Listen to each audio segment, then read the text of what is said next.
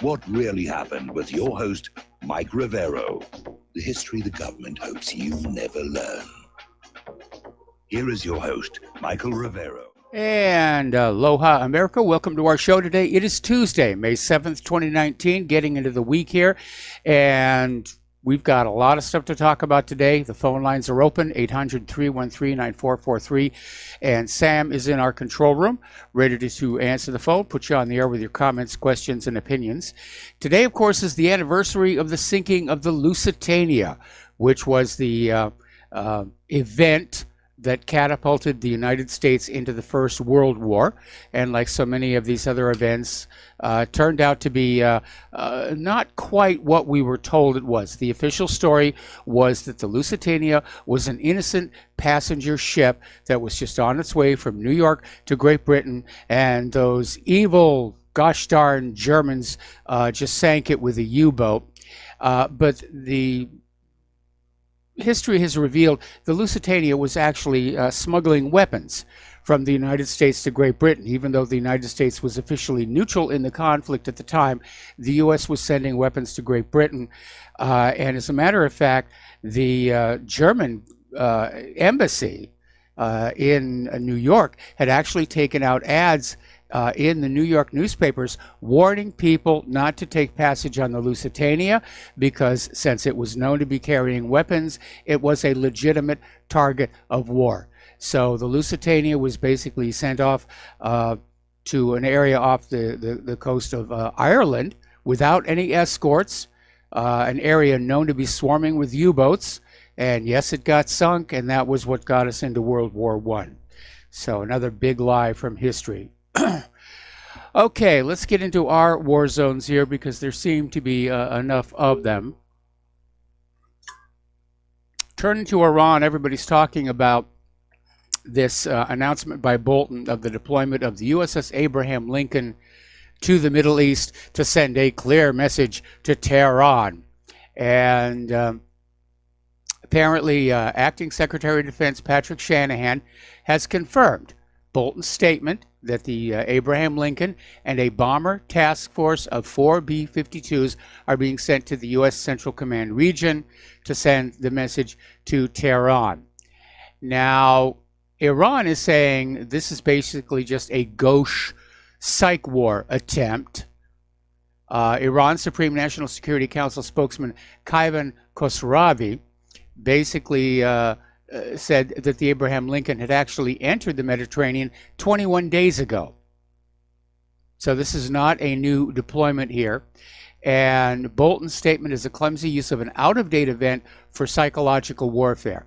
Well, that does put a whole new cast on it if the Abraham Lincoln was already over there. Another story that's coming on out from Sputnik News is the U.S. aircraft carrier strike group deployment near Iran is a bluff. And it's unlikely to result in a direct military confrontation between the two countries. This according to experts quoted by Sputnik. I wouldn't be sure about that. It does feel like they want to get the war with Iran going at this point and may use a false flag to do it.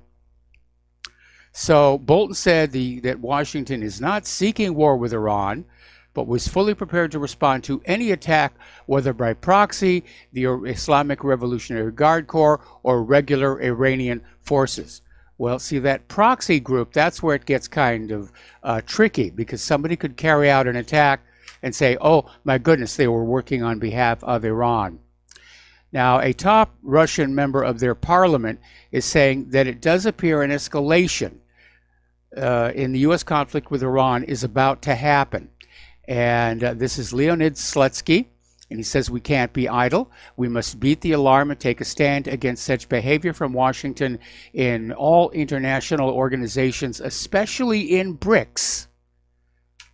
Now, there's a very subtle message there, because Russia understands this is all about economics. It's all about oil and oil currencies.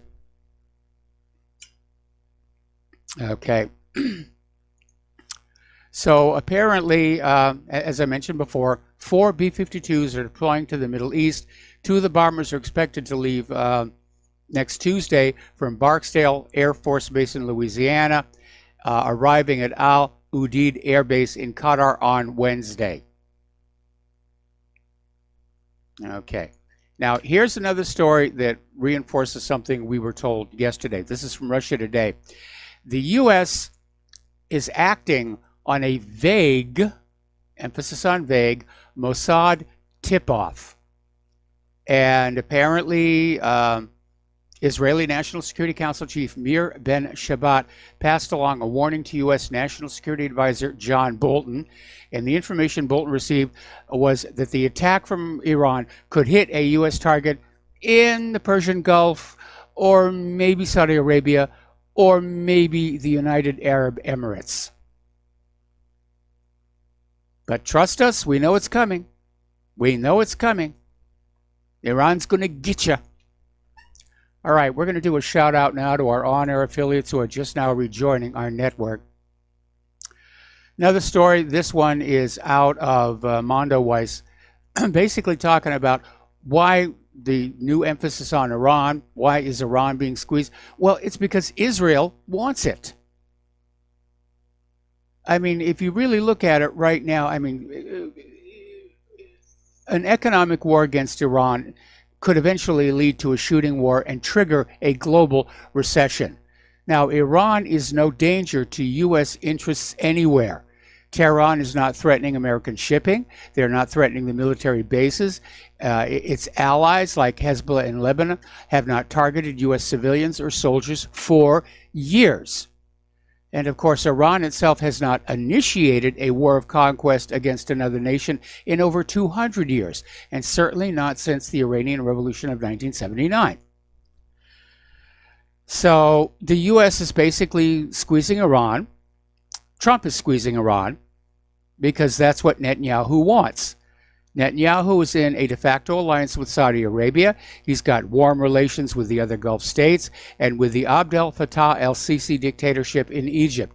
Iran is the only regional power that is deterring Netanyahu from completely annexing the West Bank, and Iran is also a supporter of Hamas. So that's what's going down there. Okay, yesterday, pardon me, we had somebody who called on in regarding how the media had shown a 4-year-old video of missiles in Ukraine and claimed it was evidence of Hamas rocket launches against Israel. And I said I hadn't seen the video. There might be a benign explanation for it. It may have just been nobody got actual video of the missiles and they just went to the stockroom. It turns out that's not where it come from. Apparently the video was tweeted by a Trump aide. Trump's senior campaign advisor posted this 4-year-old video of military action in Ukraine and claimed it was evidence of Hamas rocket launches against Israel. This is from Katrina Pearson. And so that has sparked a little bit of outrage, especially when you consider Donald Trump's constant harangue about fake news, and then to see his senior campaign advisor tweet this out. That's pretty bad.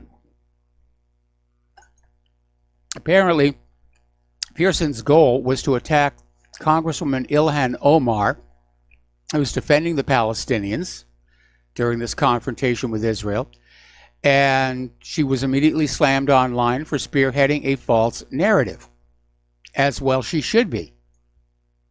And that's something all of you ought to be doing. When you see a false narrative anywhere, you get out there and you scream about it. We need the corporate media and we need the politicians to know we know they are lying. We need to break their confidence that they can lie to us successfully. Now, Iran is talking about unveiling countermeasures in response to the U.S. withdrawal from the Iran deal. And they're going to announce the plan tomorrow, which marks the first anniversary of the U.S. withdrawal from the nuclear deal. Pardon me. And, of course, Trump withdrew from the deal in May of 2018, reached between Iran and the P5+1 group of countries, the U.S., Britain, France, Russia, and China, plus Germany. and he also decided to reimpose unilateral sanctions against Iran. Now, under the Iran deal, Iran put limits on its nuclear program in exchange for the removal of nuclear-related sanctions. And, of course, the sanctions are back. Now, Iran has been playing by the deal since then, trying to keep to the agreement with the other signatories to it, but there are indications they may be thinking about simply pulling out of the deal themselves. And partly it's because of Washington's increasing pressure on Europe to stop doing business with Iran, to basically get them out of the deal. So the European Union is not capable of facing down U.S. sanctions, and while there have been some meager efforts, EU initiatives to salvage the deal have been really too little too late. And Iran is thinking about simply pulling out of the deal and going back to making their own reactor fuel and going back to doing whatever it was they were doing. And again, even before the deal was made, international inspectors had not found any evidence of weapons development. It was like Saddam's nuclear weapons. They just aren't there. It's just more lies to get you to go along with this belligerence against a foreign country. Now, over in Russia, they're vowing to expand their cooperation with Iran, including in the field of peaceful uses of nuclear energy. Russian Deputy Foreign Minister Sergei Ryabkov basically said no threat of new sanctions will stop our legitimate and mutually beneficial cooperation with Iran. And referring to the U.S. sanctions, Ryabkov said it is clear that over this period there has been a serious adaptation to this illegal trick by the United States. He's certainly right about that one. Now, if memory serves me correct, Russia has already built one nuclear power station in Iran, and they're starting on a second one because Iran understands the oil is not going to last forever, and they make more money selling the oil than burning it in their own power plants. So, and again, under the Nuclear Non-Proliferation Treaty, which both the United States and Iran have signed and ratified, Iran is allowed peaceful nuclear technology, nuclear power plants, nuclear medicine, industrial destaticers, anything that doesn't go bang, Iran is allowed to have. And more importantly, under the terms of the Non-Proliferation Treaty, the United States is obligated to help Iran build peaceful nuclear facilities, which would be a really good way of making sure there isn't a bomb factory hidden underneath them the way Israel has underneath Dimona. All right, shifting on over to Syria. Apparently, we mentioned this yesterday. Russia's Maiman Air Base came under attack. 36 missiles were fired at them, and they were successfully repelled by the air defense system. And apparently the militants had used an unmanned aerial vehicle to direct their fire. The shelling came from the Idlib de-escalation zone, which included the militant-held parts of Latakia, Idlib, Hama, and Aleppo provinces. And the Russian aerospace forces carried out strikes on the militant positions in response to the attack. Pardon me. Okay, so that is still going on. Article out of Zero Hedge. The final showdown is on the horizon in Idlib as Russia ramps up airstrikes following the rocket attacks. And Syria's kind of been fading out of the headlines between Iran and Venezuela. But it looks like there could be a major escalation over Idlib. The last time there was a large Syrian-Russian joint force put together to retake the al-Qaeda-held province in the country's northwest, the United States threatened major military response, also citing that even should so much as an accusation of chemical weapons usage surface, U.S. strikes would ensue. So the United States has not given up in Syria. They don't want to lose any one of these wars. I mean, looking to exit Afghanistan gracefully. But the United States can't be seen to lose any of these wars, or the momentum of the entire war agenda falls apart.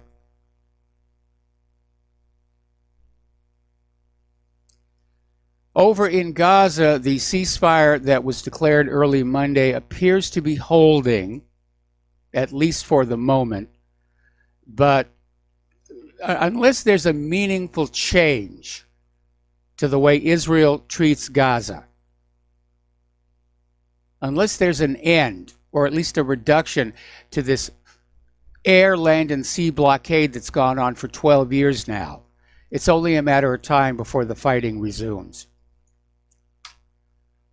Up in Ukraine, their army has opened fire on a bus carrying workers from the Donetsk water treatment plant.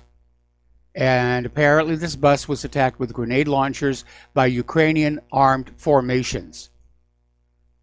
Nobody was hurt, but I'm sure they got a good scare out of that. It's a water treatment plant.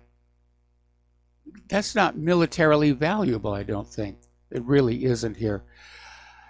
And again, with the Russia bashing, over in Time magazine, there was an article by the former NATO commander James Stavridis, and he's basically saying the U.S. is too weak on Russia in the wake of Mueller's report, which said Russia was not colluding with Donald Trump. But this James Stavridis is saying that it's time to ban Russians from the United States. It's time to sanction their sports teams. It's time to target President Putin himself. Well, James, here's your rifle. Here's your parachute. Go have fun.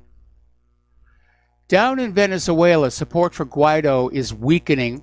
The Venezuelans are getting tired of the violent clashes. And apparently there was, after this last week of street demonstrations, 4 were left dead, hundreds injured. And the Venezuelan people are just tired of it. And apparently on Saturday, when Guaido called for another day of street protests, not that many people showed up. And even Guaido supporters were slamming him on Twitter for offering up the Venezuelan people as cannon fodder. So Guaido, probably sensing the waning support for his effort, did that BBC interview yesterday where he said he was considering asking the U.S. for support in the form of a boots-on-the-ground military intervention.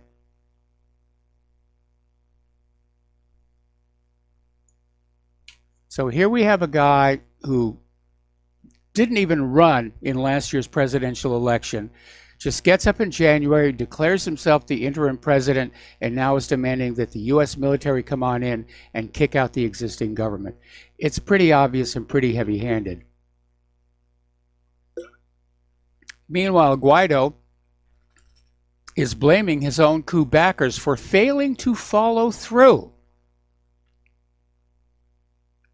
in his latest effort to overthrow Maduro's government. He's out there saying there's still hope. Guaido said there are people who fail to follow through, but it doesn't mean they won't do it soon. So things are happening there. Now, apparently today, Vice President Mike Pence is set to offer new incentives to Venezuela's military to turn on President Maduro.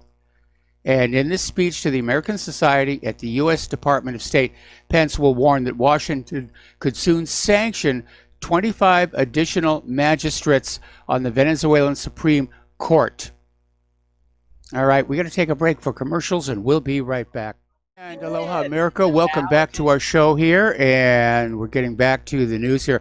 Apparently, there is a shooting incident at a school in Colorado. No details on that available at this time. Okay, so let's get on back here. Venezuela. Apparently, Lavrov and Mike Pompeo had their little meeting, and Lavrov is saying that A reckless military solution in Venezuela isn't wanted even by Washington. Well, certainly by much of Washington. We know that Trump doesn't think it's a good idea. The Pentagon doesn't think it's a good idea. John Bolton, of course, thinks it's really great, and so does Mike Pompeo.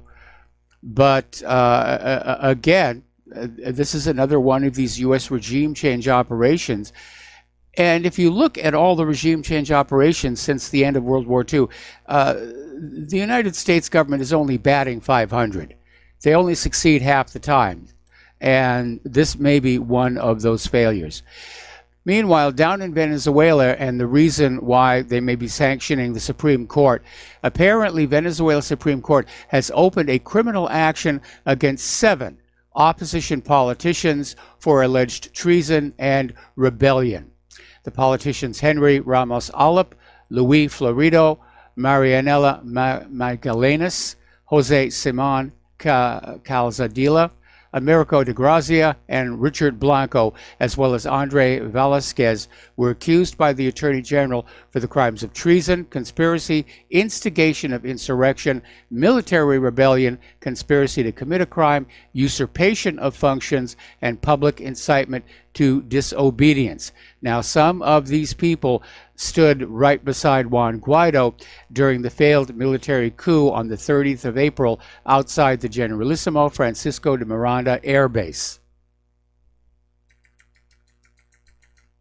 Now, I notice that Maduro is still keeping hands off Guaido himself, but that can't last for very, very long. Meanwhile, the United States is preparing even more sanctions against Russia and Cuba over their supposed support of Maduro. You get a sanction, and you get a sanction, and you get a sanction. Over in North Korea, their 50 missing submarines have now reappeared. Apparently, dozens of their submarines disappeared from military radar, South Korea's military radar, on Monday, and now they have been spotted returning to their bases. So it looks to me like North Korea was having some kind of an exercise. South Korea, of course, concerned that there might be an attack. But apparently about 70% of North Korea's known submarine fleet had left their home ports and could not be located. Well, that's what submarines are supposed to do. And throwing his weight around even more and sort of reinforcing that article yesterday that we need a new Secretary of State, Mike Pompeo is now saying that Canada's claim to the Northwest Passage is illegitimate. And Canadian experts are saying the speech is provocative. Yes, it is. And also inaccurate.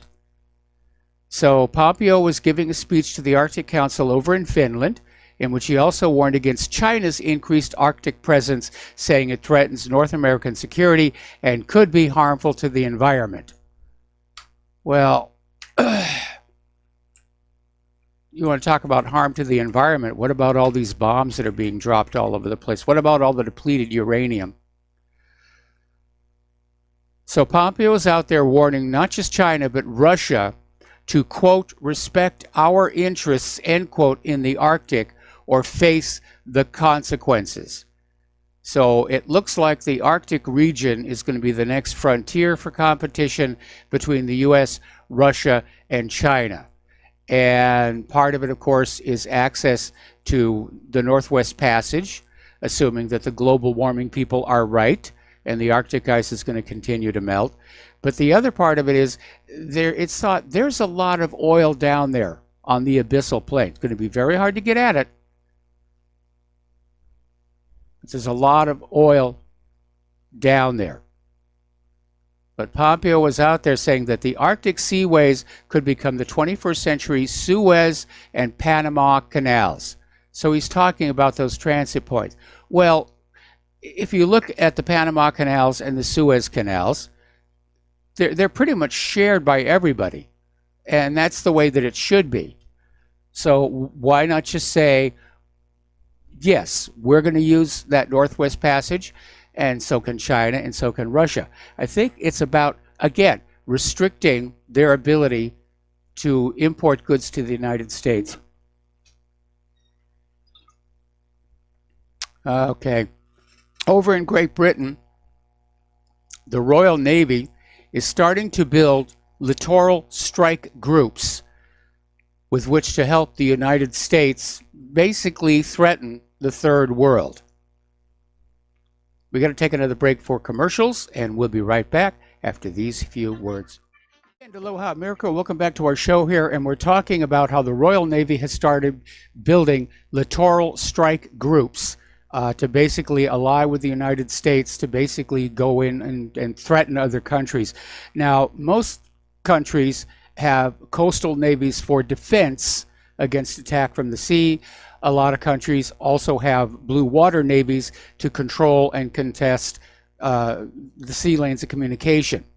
But apparently the U.S. and Great Britain are now building a third navy specifically designed to operate in the coastal zones of other nations. Now, so far, at least for the United States, it hasn't worked out too well, because both the Freedom and the Independence class littoral combat ships that are designed to basically intrude into other people's coastal waters and project power have not worked out all that well. In fact, the Navy is basically going to go back and start from scratch to rebuild them. But hey, it's not like they're spending their own money. What can I tell you? This one caught me a rather interesting little development here.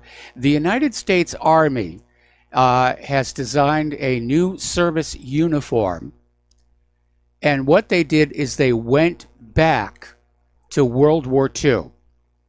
And so the new uniform for the United States Army looks almost exactly like the old green gabardine wool field coat and khaki trousers that officers wore in World War II. And I think the idea is they're trying to engage the symbolism. You know, the last time the nation celebrated total victory in a major war. So, yeah, a little bit of propaganda for those of us seeing those uniforms who are old enough to remember what they are, and a morale boost for those people wearing those uniforms. Certainly look a lot better than those camouflage BDUs here. All right, let's turn to the domestic politics here. And quick little update from that school shooting over in Colorado. 2 people have been injured, 2 suspects are in custody. Right now, there is a battle within our political system over the narrative, which is shifting away from Trump-Russia collusion and to, was there an abuse of power by the Obama administration? And it is a very heavy fight. And a lot of it is focused on the issue of spying. And the CIA's ex-counterintelligence chief is saying, yeah, it was spying. James Olson was a 30-year agency veteran. He served under 6 presidents. And he says the FBI's use of confidential human informants to obtain information from Trump campaign officials under false pretenses is straight up spying. Now, the Democrats and the Hillary supporters and Obama supporters are out there trying to say, no, it wasn't really spying. You know, it was just opposition research, except that they were pushing this whole Russia thing. And isn't it interesting how we've gone from the Democrats and the corporate media denying that the Trump campaign was spied on and making fun of everybody who suggested it, to now saying, yeah, the campaign was spied on, but it was a good thing. It was a really good thing. We were preventing Russian interference in the 2016 election. And there is no evidence that Russia had any kind of a significant influence in the 2016 election. The interference, the rigging, was coming from the Hillary Clinton campaign and the Democratic National Committee. Just ask Bernie Sanders about that.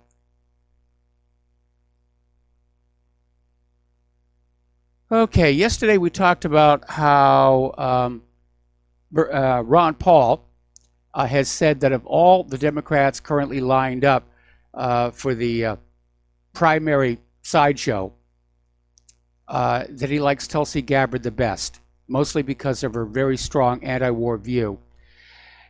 And today we have this other article that came on out from Russia Today saying Tulsi Gabbard has proved she's ready for America. Is America ready for her? And in this article, they're saying that the most important thing about her campaign is that she's trying to get America to face up to the reality of what's going on. So she's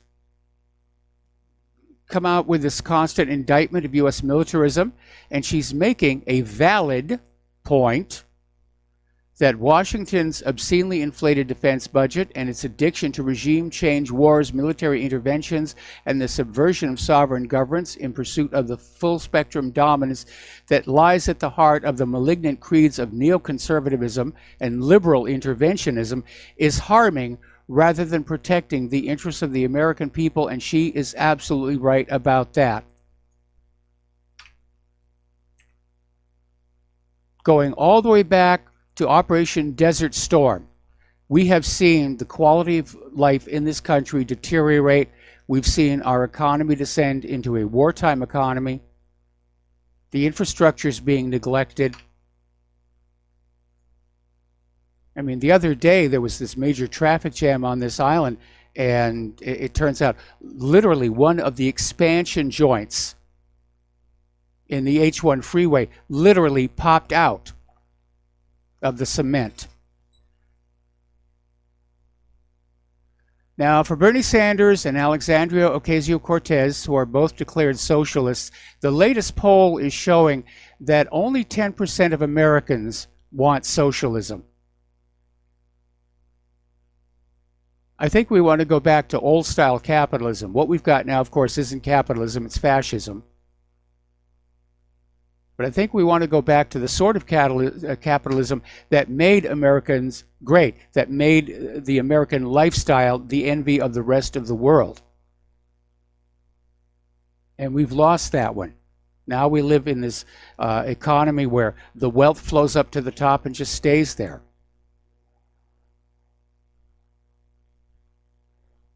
Okay.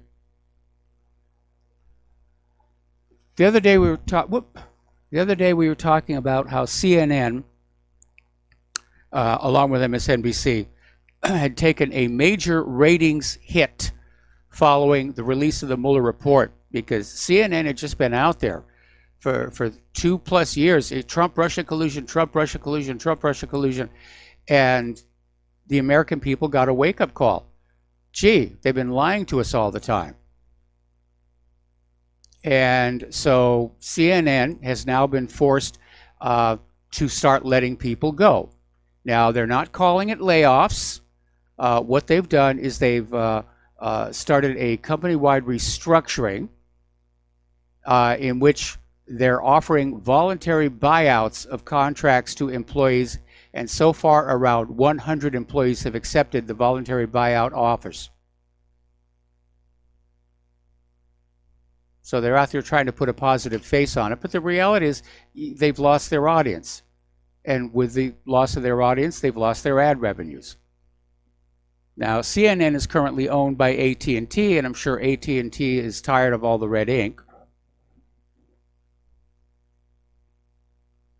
But at some point, yeah, corporate media is in a decline. They're reacting to it by going on the warpath against the independent media. But people generally don't like liars. People instinctively want the truth. And they're going to go where they can find the truth, find good analysis. And they haven't been getting that at CNN and MSNBC. All right, we're going to take a phone call. Art off the grid, aloha. Welcome to the show. What's on your mind? Hey, Mike. I'm kind of curious. First of all, did you hear about, and possibly did you manage to get a copy of the document that the government pulled from the website after they got some blowback on it about their interventions in Venezuela? I didn't get a copy of it. I saw part of it before it was pulled. But yeah, it's the blueprint for what's been going on in Venezuela. Okay, well, I was kind of curious. I mean, if you want a copy of it, I mean, I actually downloaded a full copy. I managed to get a copy of it. So if you want, I can send it to you. Please But do. I'm kind of, from what you've seen, now, I haven't read the whole thing, but I read enough of it to kind of get an idea of where they were going here. And I'm kind of curious, do you see any correlation between... Well, yeah, it's basically the same pattern. I mean, they're refining it, but it's basically the same regime change playbook that they've been following since the end of World War II. Okay, I was just kind of curious if maybe it was just me, but as I was reading it, that was the only thing I could think of was, you know, this is like almost identical in many respects to Operation Ajax, which, you know, here's what I wish I could actually talk to these people in Washington, because my question to them would be, how would you feel if, say, Germany or China or whoever would come in and try to flip the government here in their favor? How would you feel about that? And give them something to think about, because, you know, as far as I'm concerned, they need to be more worried about cleaning up the mess that we've got here rather than trying to make a mess in some other country. Anyway, thanks, Mike. Just wanted to kind of get your thoughts on that. All right. Well, thank you very much. I mean, obviously, our government is perfectly okay with Israel coming on in here and subverting our government. And I think one of the reasons why the U.S. government's policy is to go mess with the rest of the world right now is knowing they can't fix the problems here. It's past the point of no return. Our economy is hopelessly in debt and about to collapse. We've lost our manufacturing. Nobody wants our GMO agriculture. The country is in serious shape. It's an empire on the verge of collapse. And so going on out and trying to reestablish dollar hegemonic domination of the rest of the world's economy, off of which to make a profit, is kind of their last desperate gasp. And I think a lot of countries are sort of pulling back and saying it's only a matter of time when it's all going to fall apart like the old Soviet Union. Okay, so thank you for the phone call. We're going to let you go. Last week, there was this big stink over the Poynter Institute for Media Studies, which is this nonprofit journalism and research organization.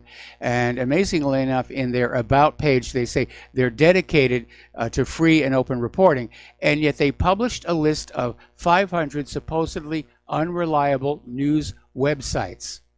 And it turned out the list, which included many conservative news and think tanks websites, turned out to be unreliable, and Poynter retracted it. Okay? It now turns out that Poynter got the list from somebody over at the Southern Poverty Law Center, which likes to make up these lists and scream at people, don't read these websites. That probably explains why whatreallyhappened.com was on there as well. So Poynter confirmed that the author of their list, Barrett Golding, is a freelancer, and Golding's LinkedIn account lists him as a freelance podcast producer for the Southern Poverty Law Center. So that was the conduit where they could go on out and say, don't pay attention to these websites. So Poynter has retracted the website. I think it has the banned in Boston effect. I think most Americans are smart enough to realize that, as they like to say over at InfoWars, there is a war on for your mind. And I think the American people really have had a wake-up call, a couple of wake-up calls. First of all, with the collapse of the Trump-Russia collusion story, and of course the lie about Saddam's nuclear weapons. And I think most Americans really are trying to take the effort to find out what's really going on before we wind up in a major war.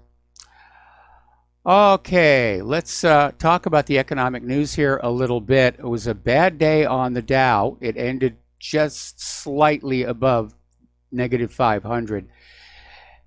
And it shocked a lot of people because the market started down yesterday but ended almost at parity. And it was thought, well, okay, the talk about Trump's China tariffs shook up the market, but it's over and done with. But apparently, no, with confirmation that the tariffs are going to go forward on Friday, it sent global markets into a plunge. And they're trying to blame China on it. They're saying that progress was made on the trade deal, but in the past week, China has reneged on some of their promises. In other words, they're saying it's an erosion of commitments by China. In other words, China just didn't actually do anything. They just backed up and said, we're not really happy about that. Because it's, you know, this whole trade deal, it's not for China's benefit. It's for the U.S. benefit. And the problem with having a trade war with China is, as I said before, we're not suited to take advantage of it. Our manufacturing has come back by microscopic amounts. We don't have product to sell. That's really where the issue comes from. Now, Steve Bannon came on out in an article saying that we're already at an economic war with China and it's futile to compromise. And he was out there saying that getting tough with China to bring the manufacturing jobs back to the U.S. was the linchpin of President Trump's electoral march through the Rust Belt during his 2016 victory. Today, the goal of the radical cadre running China, the Chinese government, is to be a global hegemonic power, and by golly, that's our job. Well, I don't really think it's as much China, or for that matter, Russia, growing in power and influence. I think it's a relative view. The U.S. is in decline. It's really what's going on here. And I hope they're just not thinking that dragging the rest of the world down with them is a solution. We've got to take another break for commercials, and we'll be right back. And aloha, America. Welcome back to our show. We're talking about the trade war with China and Steve Bannon's article saying that what's really going on is China wants to be a dominant global player. Well, I'm sure that's true of any large, successful nation, but I don't know that it's so much that China wants to displace the United States, or for that matter, Russia wants to displace the United States. They're seeing a vacuum form in terms of our economics around the globe. And like anybody else, they're going to rush in to fill it. Now, China's One Belt, One Road project was brilliant. And it is going to dramatically change the way products move across Asia and Europe. And that's why the United States is in a little bit of a tizzy right now. Okay, we're going to go to the phones here to Tony in Puerto Rico. Aloha, Tony. Welcome to the show. What's on your mind? Aloha, Mike. I just want to make a quick comment. Do you think that the Federal Reserve Bank will ever be abolished? And if so, how? Well, no, I don't think it will, because the people behind all of these private central banks have a lock on pretty much every government on the planet. And the private central banks, of course, do not serve the people. They do not serve the nation. They serve themselves. And I mean, they have basically sucked trillions of dollars of wealth out of the pockets of people whose labor created that wealth. And they did it all with ink, paper, and numbers in a computer. And the politicians are perfectly okay with that for two reasons. One, these private central banks are tremendous campaign donors every election cycle. But more importantly, having this bank that can literally create the money out of thin air is what allows the government to spend way beyond its means. And politicians love that. because it means they can spend money into areas of their constituency to literally make themselves look good and win re-election. It's a very corrupted system. The fact of the matter is, Congress has the authority to revoke the charter of the Federal Reserve at any time, but I don't see them doing it. The days when we had courageous leaders like Andrew Jackson seem to be gone. And if you read my article, All Wars Are Bankers' Wars, you'll see that we have had leaders who tried to stand up to the fraud of the Federal Reserve System, and they paid a heavy price for it. Okay, Mike, thank you. All right, thanks an awful lot. We're going to let you go. The phone lines are open again. Over in London, the gold fix, if you will, is being shaken.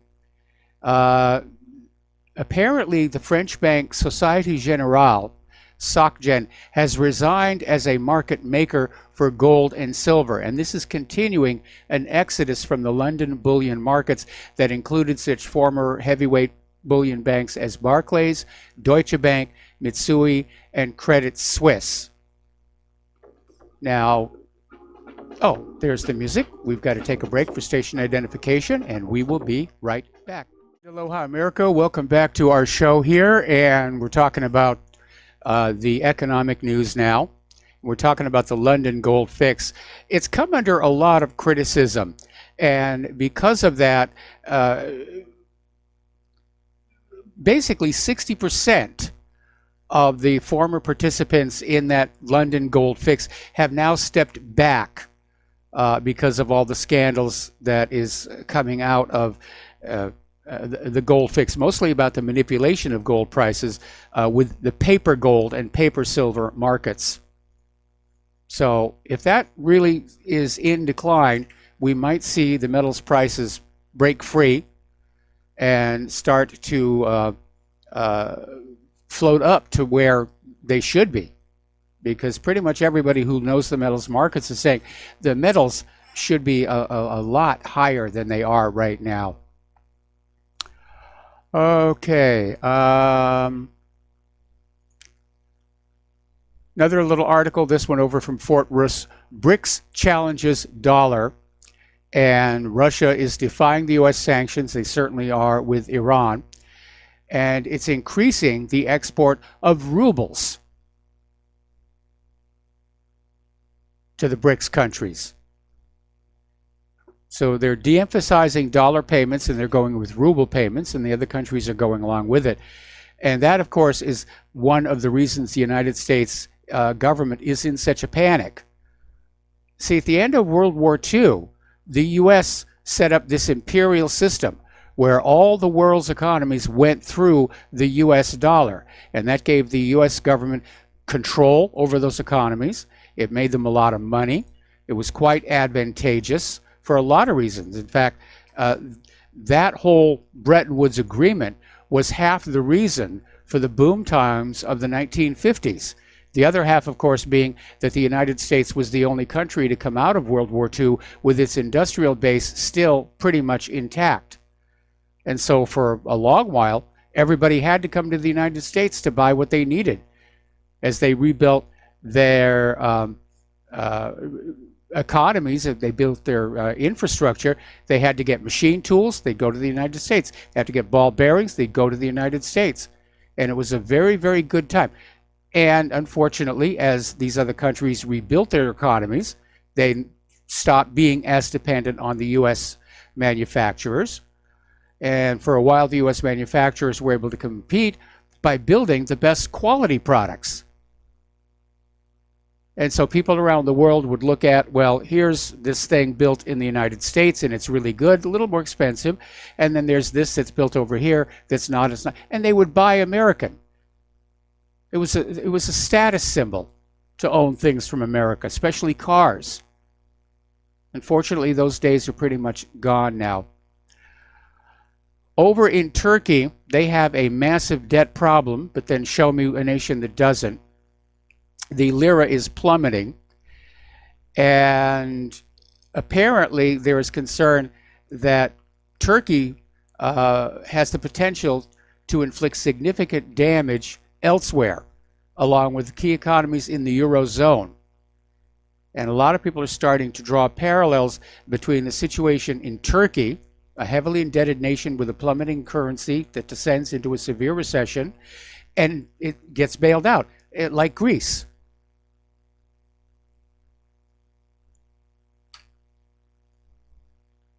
The National Association of Realtors is reporting, along with the Census Bureau, that on a seasonally adjusted annualized rate basis, which means they're tinkering with the numbers, actual home sales are down. And that's not good. We were talking yesterday about reasons to believe the economy is not doing all that well. And one of them is mortgage applications are down. People are just staying in their homes. They're not moving to newer homes. Everyone's just kind of hunkering down. But the reality here right now is Trump is out there saying it's a surging economy, it's a booming economy, and there's been a tiny uptick in wages, but it's completely overshadowed by the fact that Americans are squeezed by debt.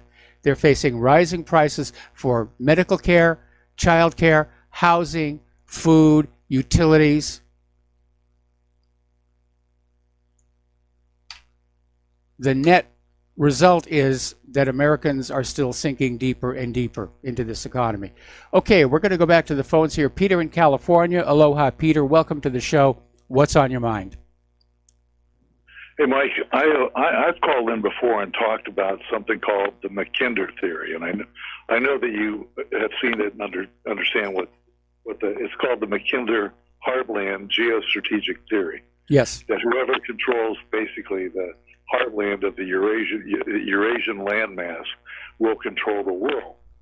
And there's a couple of the points that I see that I'd like people to at least start thinking about, or tell me that I'm full of crap if they don't. But I see this as the fall. Your supposition that this is China and Russia filling a vacuum. I believe that's more correct than incorrect. And like the fall of the Roman Empire, when everything, all the treaty systems, the financial systems, yep. Everything, the trade routes, everything was impacted by that. They fell into kind of a squabbling dark age for a long time, and warlords, and until really the rise of the nation state later on. But the point I want to make also is one of the reasons that Britain and the West and the United States even went to war, but mostly Britain with Germany in World War I, is that Germany started to actually build battleships and build a fleet to rival Britain's preeminence on the sea. And Britain had a far-flung empire that had to be connected by maritime routes and so on, and that posed a real threat to Britain. I would tell you that another part of this destabilization is the Silk Road thing, which goes along with the Mackinder theory, that it actually starts to devalue the utility of naval and maritime force. That what they call the world, the island, which is North to South America, which cannot be connected by land, but Africa, Asia, and Europe can by railroads, and it makes it more important, land power more important, treaties more important, and instead of challenging us for naval superiority, although in reality we're being challenged there as well. Yes. But it's that they're doing it slowly, because if you've got the Silk Road going, there's an implicit diplomacy and acquiescence to trade and rule and so on and so forth that comes with that circumvents the whole maritime thing. That you build it slowly and at any rate, our complete security system, financial system, trade system, even our system of political orthodoxy is being challenged by Yes. all this, and it's really, really fundamental. And you've heard and you've talked about how managing this decline is important, but we're not managing it. We're resisting it foolishly and speeding it up with these sanctions and with these continual wars and all that. But I just, what do you think about that, Mike? No, it makes a great deal of sense. There's no question that when the One Belt, One Road system comes online, it's going to allow China to exert a tremendous amount of influence over all of Asia and into Europe itself. And that, of course, is probably part of what the U.S. is concerned about China's rising dominance in the globe. But China's dominance is not being done militarily, it's being done economically. They invested in this new infrastructure where the U.S. could not. And the reality is that because the United States doesn't physically connect with Asia, unless they build a bridge across the Bering Straits, the U.S. is going to be left out on this. And the U.S. is going to still be dependent on commercial shipping, which is apparently going to be more expensive than using the One Belt, One Road system, even though the One Belt, One Road has maritime components to it, but they're short distance only from the ends, from the railheads. So yeah, it is. I think your theory is correct that China's control over the Central Asian region is going to allow it to exert a tremendous amount of control over the rest of the world. And Mike, I think that throws a little more light onto Venezuela from the point of what we're talking about with the largest oil reserves. Because with the BRICS nations, with Russia, China, and Iran, is also India. That's already pretty much the Mackinder theory right there. Yes. But for something as crucial as oil, it really now it puts Chinese or Russian land-powered divisions right on the Persian Gulf, if necessary. They don't have to go through the whole Straits of Majorca and the Straits of Hormuz. They can go directly there by rail, or will shortly, and which means that we'll be militarily checkmated out of there in short order. Really, we kind of are now. Yes. I think Syria kind of proved that. Yeah, and the fact that they can close the Straits of Hormuz is really not much we can do about it. But the Chinese could get divisions there by rail or road, and there's not much we could do about that either. But that really makes Venezuela's largest proven oil reserves crucial for us to be able to hang on to anything at all. Well, maybe, but I mean, we know Venezuela has all that oil, but it's not like the United States does not. And there has been a lot of oil development over the last several years, some of it not well done, like the Deepwater Horizon. Yesterday, we were talking about how the Trump administration has relaxed safety requirements in order to allow drillers to basically drill faster, harder, and deeper to try and get that oil. I think the issue of Venezuela, again, is more about regional dominance in this hemisphere and about making sure that Venezuela's oil is sold only for the U.S. dollar, because that has been something that has rankled the U.S. government going all the way back to Hugo Chavez. And I agree with that completely, Mike. But also, I think that this is an added thing. The fact that we see in the very near future where we will be militarily paced out of the Persian Gulf area for oil, or could be. And so, which makes us being able to dominate Venezuela in the eyes of the neocons especially, crucial. Yeah. Like, there's a guy named Greg Palast. Yes. Who did a very good journalist who did one of those Scott Horton interviews over the weekend. It's up on his site right now. where he talks about the Deepwater Horizon and how previous to the Deepwater Horizon, by about a year or two or three, the exact same thing happened to British Petroleum in Azerbaijan that polluted the entire Caspian Sea. And British Petroleum was able, with their buying the media and buying on Google and everything else, to completely keep that from Western eyes and even U.S. congressional eyes about oversight of the safety oversight. Same type of wells. The preventer says the same thing happened, only they succeeded in keeping that from any sort of safety oversight in the United States. Well, I'm not sure that the U.S. would have claimed to have jurisdiction in Azerbaijan anyway, but you're right. There have been a lot of horrendous oil spills, and apparently there was another blown-out well in the Gulf of Mexico that was discovered that it was leaking back during the Deepwater Horizon disaster. It's still leaking today. They haven't been able to do anything about it. It's unbelievable, really, Mike. It really is. And what's really amazing is you see all these people out there screaming about the environment and global warming and plastic bags and everything. But when you look at these oil disasters or these nuclear disasters or the environmental destruction caused by wars, their lips are sealed. Well, like the General Electric, MSNBC, Fukushima. Nobody talks about that, right? Correct. And then how about Obama, Mr. Global warming and all that kind of stuff.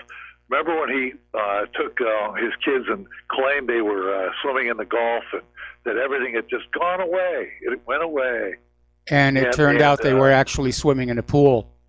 They were swimming in a pool, was photoshopped, and it was a lie. And, of course, the whole thing about it disappearing was a lie, too. And we are really in bad shape. Yeah, that oil is still down there at the bottom of the Gulf of Mexico. That corrects it, does not make it go away. It simply changes the molecular structure so it becomes denser than water and sinks out of sight.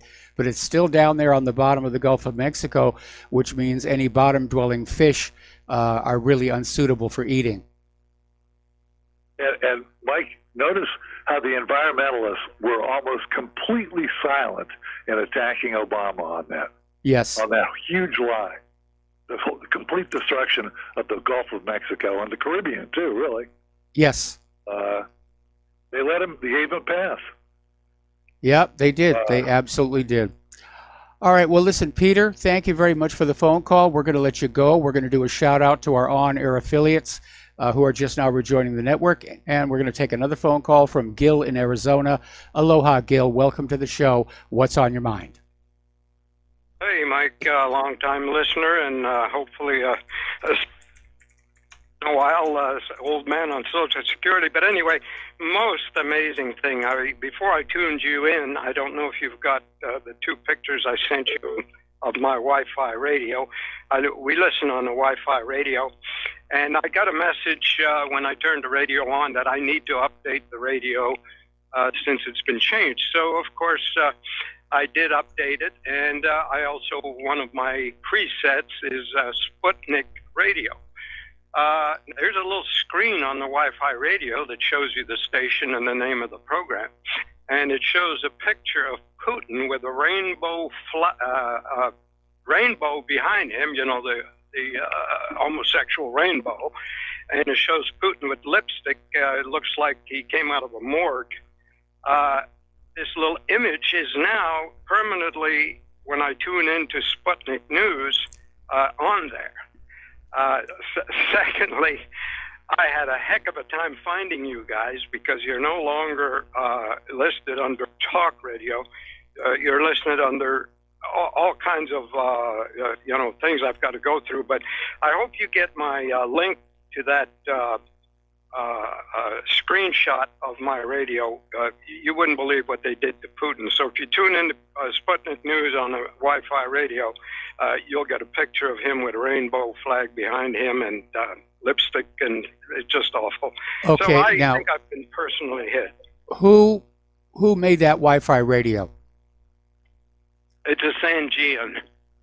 And I sent you a picture of the whole radio plus the link. And here is the, it's very short. Here is the message that I got when I, turned my radio on. For internet radio service, you will need to save your presets again. Okay, got that. So I had to reset my whole radio, and some of the stations I couldn't find. Can't find InfoWars, Fortunately, I did finally find Republic, but when you tune in Sputnik, that's the funny. Well, it's not even funny. What they did to Putin was just awful. Yeah, well, it's either the radio manufacturer or somebody along the way, who's definitely again messing around with people's right to know information. All right, well, listen, Gil, we got to let you go. I got to take another break for commercials, and we'll be right back. And aloha, America. Welcome back to our show here. And a quick little follow-up on that school shooting out in Colorado. There are 2 suspects in custody. First responders are still searching the school for a 3rd suspect. The students have been sent home, and apparently 2 students were injured. No fatalities at this point. No signs of a motive. Little out of control there. Anyway, we're getting on back to the economic news. As you know, there is a huge, huge problem with the student debt crisis. It's $1.6 trillion. And some of these students are coming out, of college. They owe $80,000 to $150,000. And researchers have found that 1 out of every 9 borrowers who owe that much money have contemplated suicide because they're feeling it's too much debt. They can't find a good paying job, and they're feeling hopeless.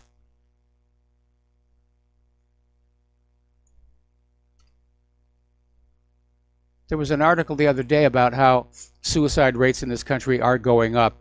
And at the time, I asked if we were seeing more prescriptions being written for antidepressants. But there's a lot of pressure on the American people right now, especially financially.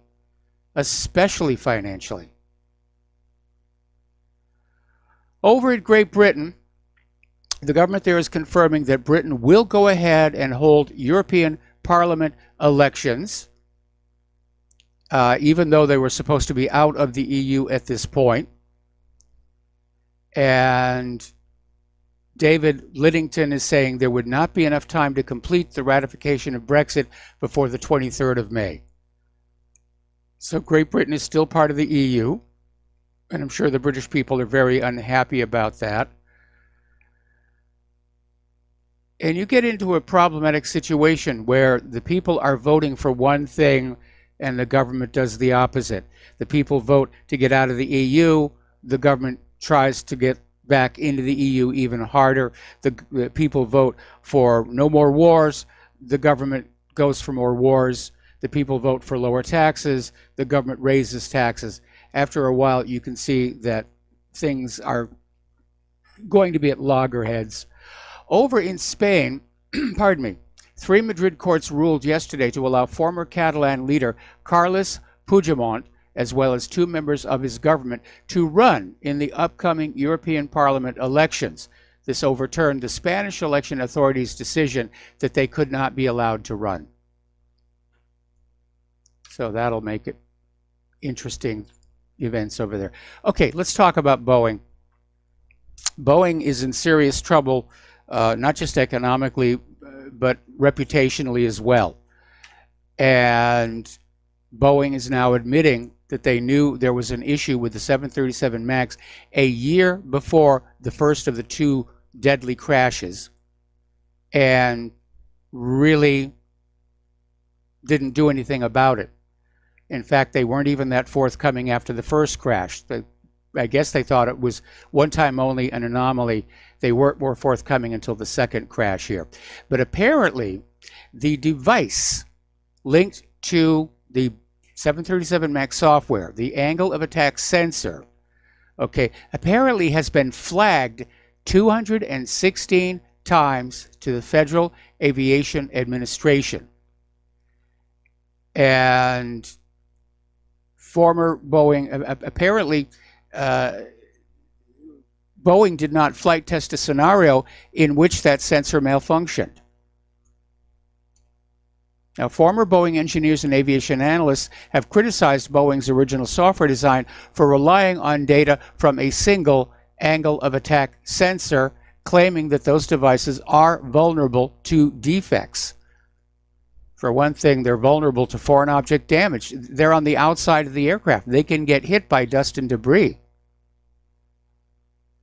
So the FAA has received at least 216 reports of angle of attack sensors failing or having to be repaired, replaced, or adjusted since 2004. Okay, we're going to start with a phone call. Ken in New York. And Ken, I'm going to have to take you through the next commercial break. What's on your mind? I have a maybe an answer about the Wi-Fi problem the other caller was talking about. I did some research a while back. John was interested in getting a Wi-Fi radio, and it may not be the manufacturer. It seems like these various kinds of Wi-Fi radios rely on a chipset by a third party, and the third party company is responsible for updating the databases. Well, again, it's a very underhanded thing to do, and these days I'm really leery about software updates for anything, especially since we had several from Microsoft that actually bricked equipment. And my attitude is, if it's working right now, I don't need the update. Anyway, listen, Ken, got to put you on hold, got to take another break for commercials, and we'll be right back. And aloha, America. Welcome back to our show here. We're talking with Ken in New York about this issue with Wi-Fi radios putting up strange graphics on their screen. But my understanding, I don't have a Wi-Fi radio, but I would presume that the graphic associated with a given radio channel would be provided by the channel itself. And my next question is it possible somebody at Sputnik Radio thinks this is actually a good image? Well, I would suggest that it's probably somebody that has something to do with the database, or maybe it's some form of hacking. I don't think Sputnik would do something like, I mean, I really don't know. You know, everything can be spoofed. True. I mean, for myself, I when I read about this with Wi-Fi radios, it's nice to have all these wonderful channels. Probably, you know, half of them you'll never listen to, but considering what's being done by, you know, the credit card companies and all the social media companies, where they're trying to poison the well, so to speak, to make it more difficult to either find what you want or put it at the bottom of a list or twist it around. I just use a cheap tablet that I bought on eBay, and I just put the URLs in terms, you know, shortcuts, and I never have any of these problems. I may try to look up Sputnik and see what I get. I tend to think that if you actually had the URL or the MMS address for a player, you may not see this, but I don't know that for sure. But that's all I have for today. All right. Well, thanks an awful lot, Ken. We're going to let you go. It does sound kind of weird. And again, I don't have a Wi-Fi radio, so I don't know. And I don't want a Wi-Fi radio because I got too much stuff here. Anyway. All right. So we're talking about Boeing. And we're talking about the fact that Boeing had been aware that there was a problem with the warning light in the 737 MAX. And they were aware that it wasn't working on most of the planes. And Boeing did not disclose that to the Federal Aviation Administration. They kept it to themselves. That was a bad call. And again, this was a warning light, an angle of attack disagree. that was standard on earlier 737s. It was an option on the MAX. Pardon me. And the airlines, trying to save money, didn't go for it. Bad decision. Boeing's not the only one to have a problem here. There was this footage came out over the last couple of days over at Moscow's Sheremetyevo Airport. There was a spectacular crash of a Sukhoi Superjet 100. Apparently, shortly after takeoff, it got hit by lightning. It declared an emergency and turned back, and it was attempting to make a landing. And the security footage shows the jet literally bouncing up after touchdown and then back down onto the tarmac, at which point the undercarriage collapsed. And it slammed onto the runway, exploded the engines, ruptured the fuel tanks, and apparently 10 people died. I'm sorry, 41 people died. That one, that's a bad one. What can I tell you? And they're still removing the remains of that aircraft. Okay. This story is very relevant in light of the school shooting that we're hearing in Colorado. And somebody just tweeted me that the number of shooting victims at that school is now up to 7. But as you know, there's all this talk about arming teachers.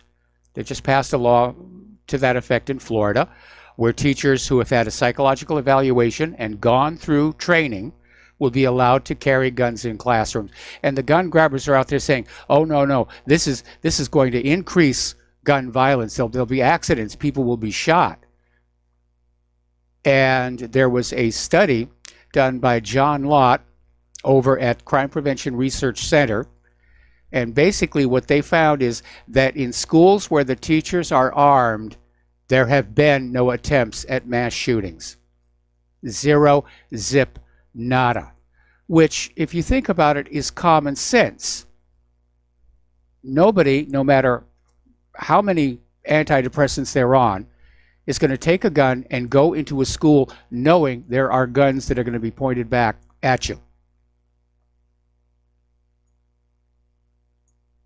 So that's the actual fact. Arming the teachers will make the schools safer. Okay, let's take another phone call. Jim in New York. Aloha. Welcome to the show. What's on your mind? Hello again, Mark. Yeah, regarding these school shootings, everything you said is 100%. I agree with it. But I've noticed something, and maybe you could correct me if I'm wrong. I've noticed that invariably these shootings occur in public schools as opposed to parochial schools or charter schools. And I think that a lot of it, of course, these medications have a lot to do with it, but I think a lot of it has to do with the what you call the vast wasteland of current public education in America. You know, of course, the removal of God, the whole list that we all know about, what they're advocating in the schools. And I think that has a lot to do with it. It's just if it doesn't directly affect somebody, the overall atmosphere is conducive for the insertion of those homicidal attitudes in certain people. Well, yeah, I would say that probably that is a factor. Now, some of these school shootings do appear to be engineered hoaxes to push the gun grabber agenda. I'm not getting that sense for today's shooting out in Colorado. Again, they're not providing any details yet as to what's going on, other than that they have 2 suspects in custody. One they think is still at large in the school he's being searched for, and 7 people have been injured. So that's all we've got right now. But again, we'll see. I mean, certainly the gun grabbers are going to take advantage of this and say, we've got to ban all guns. We've got to ban all guns. Right. I just want to emphasize that point about the spiritual wasteland, which is conducive to these activities as well. Yeah, that could be part of it. And again, when I went to school, everybody had guns. There were no school shootings. We took our guns to school with us. we'd put them in the cloakroom, because on our way home after school, we'd go through the family fields and chase out the critters. And that was just normal life. Schools had shooting clubs. The government was actually giving surplus World War II and Korean weapons to school shooting clubs. And when I was in Go ahead. When I was in high school in Orlando, Florida, way back in the '60s, I actually bought a 22 caliber single shot bolt action rifle from a fellow student for $8. Yep. No, it's a completely different world today, and again, I haven't seen indications that this shooting is staged. I'm not going to rule it out, of course, but I think it was a case of like turf warfare, gang warfare among the kids. But again, that study shows that if the teachers are allowed to carry guns, these shootings don't happen. Yep. And not just to carry. It could be, of course, a good strategically located gun safes with these fingerprint entry into the lock, etc., like that also. Well, that kind of, I think, defeats the purpose, because if somebody's coming into your classroom shooting, you got to have that gun already on your hip. Right, it could be on your hip, but it could be in the corner, looking like a table for books or something like that, and he could just put his finger up on the lock and open it up. Also, of course, that is a couple of critical seconds. I agree with you on that. Yeah, that's a real issue, and of course, you raise the possibility of somebody breaking into that safe and stealing the gun. So I don't think that's a workable idea. And another thing, you reminded me of something. These things with facial recognition and iris recognition and fingerprint recognition, I'm sure you've heard people discuss the possibility of somebody with malevolent intent cutting off somebody's finger or pulling their eye out to open up a lock. Yes. Yeah, we've seen that in movies. We've seen that in movies. Yeah. And again, the facial recognition, if you look at how badly it was implemented in the iPhone 10, again, crucial seconds, okay? If you're going to arm the teachers, have them wearing the gun on their belts, ready to use it the instant somebody comes on in. And there's another thing that could be done also. You just reminded me. I've heard of certain like senior citizens residences where if they have an emergency, they have like a button that rings the resident next door that there's a problem, so they could be on the scene early. And you can have that between classrooms also as an auxiliary to what we're talking about. That it could be like a hidden button that brings the adjacent classroom, etc., or something like that. Well, I imagine that there should be a button that the teacher could hit that would sound the alarm throughout the entire school. Yeah, that would, of course, be very good. Well, anyhow, that's my 2 cents. Have a nice day. All right, same to you. Thank you very much here. I just got an email from somebody saying that they have Grace Wi-Fi radio. They pulled up Sputnik News, and they don't have the picture of Putin with the rainbow. So, who knows what's going on? Okay, I'm getting a confirmation now. Yes, at least 7 injured in the Denver school shooting, 2 suspects in custody, and they're still looking for a third. And I'm wondering if they're going to tell us what this was all about. Pardon me. Nope. It's all very hush-hush. Okay, getting on back to computers and stuff when we're dealing with Wi-Fi radio. Let's see. Okay. Somebody else sent me an email saying that the meta images for Wi-Fi radio are embedded in the feed. And they're used to distinguish between channels in the player station index and listing. Yeah, that's what would make sense for me, that the meta images are coming in from the radio source, the channel itself. So I don't know how that picture, I've actually seen that picture of Putin. I think I caught it on Twitter the other day. I'm actually starting to use Twitter again. mostly peeking at stuff. All right, over at Facebook, as you know, they have banned, just this last week, Paul Joseph Watson, Laura Loomer, Louis Farrakhan, Milo Yiannopoulos, and others. They're permanently banned. Well, Facebook is now taking it up one more level. According to this article in Natural News,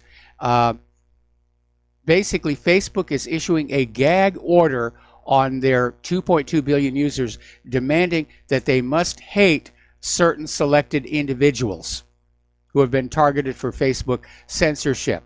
From this point forward, you're only allowed to post content from people like Paul Joseph Watson, Laura Loomer, and so forth, only if you express hatred toward them in your Facebook post. Otherwise, you will be banned too. I think we're looking at the reason why Facebook has started losing money. I mean, they're hugely successful, and now their revenues are in decline.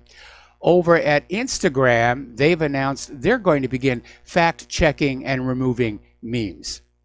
Now, of course, Instagram is owned by Facebook, and it's going to use its 52 global fact-checking partners to censor false photos and memes on its platform. This was actually being reported by Pointer, which just had that recent embarrassment with their list of websites not to see. So, memes deemed factually incorrect will no longer appear under tabs where they can be discovered by random users.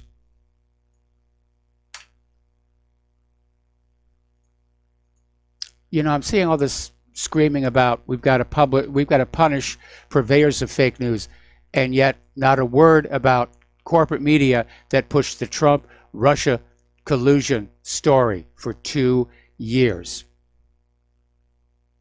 They're attacking those of us who said, we don't think there's anything there. We think it's a nothing burger. If they had found something, it would have been out by now. And we got harassed and we got mocked, got made fun of. Anyway, now, down in Texas, little common sense is breaking out there. They're looking at a bill in the Texas Senate that will prevent social media platforms like Facebook and Twitter from censoring users based on their points of view. Supporters are saying it's done to protect the free exchange of ideas. Critics are already out there attacking it, saying it contradicts a federal law that allows social media platforms to regulate their own content. Well, I hope that bill goes through in Texas. It's Senate Bill 2373 by State Senator Brian Hughes, and it would hold social media platforms accountable for restricting user speech based on personal opinions. And Hughes said that the bill applies to social media platforms that advertise themselves as unbiased, but still censors their users. Now, the Senate State Affairs Committee unanimously approved the bill last week. The Texas Senate approved the bill. Oh, it's an update. Apparently, the bill was approved April 25th in an 18-12 vote. It is now headed to the House. So, good. I'd like to see states start doing that. Anyway. Okay. The latest Google Chrome update will protect your privacy. It will stop all advertisers from tracking you, except, of course, from Google, which makes its money tracking you. We're going to take another break for commercials, and we will be right back. And aloha, America. Welcome back to our show here. And Laura Loomer is now out there saying she's the most banned woman in the world. And it is an issue. And I hope that Texas law passes. And it, of course, probably is going to get challenged because it's going to be technically very, very difficult for Facebook and Google to remove censorship for one state only. Now, as I mentioned before, Google's new Chrome update is going to stop all advertisers from tracking you. And basically, it's got a new tool that gives you more information about the cookies that have been set on your system. And the new tool will also give you the option to block all third-party tracking from marketing companies that use your information to make their money.